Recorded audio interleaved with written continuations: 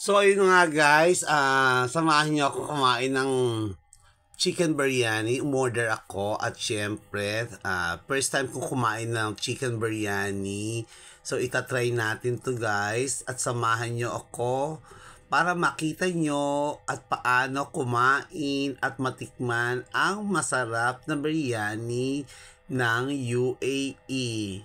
So lahat ng makakakita nito, makaka-relate kasi this is my first time na para kumain ng chicken biryani. Actually guys, sa tagal ko na dito,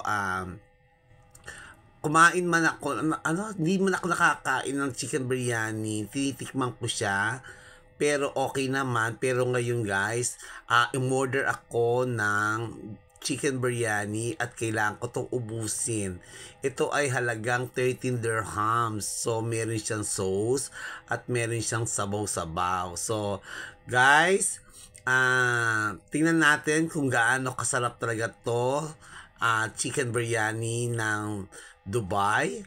Pero, syempre, dahil nga first time kong kumain at uubusin ko ito dahil ang gaya ng sinabi ko, lagi lang akong tumitikim sa mga pagkain. Pero ngayon, nag-decide na ako na kainin to dahil sobrang sarap talaga nung natikman ko ang chicken biryani. So, let's watch this! Love, love, love!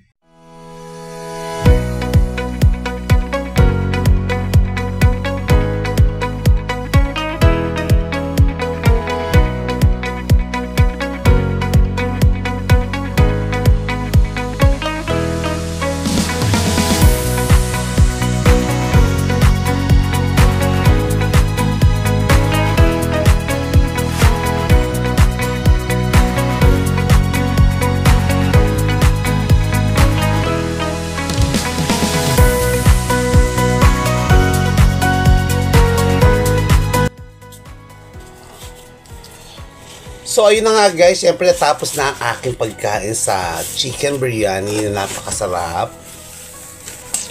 At syempre,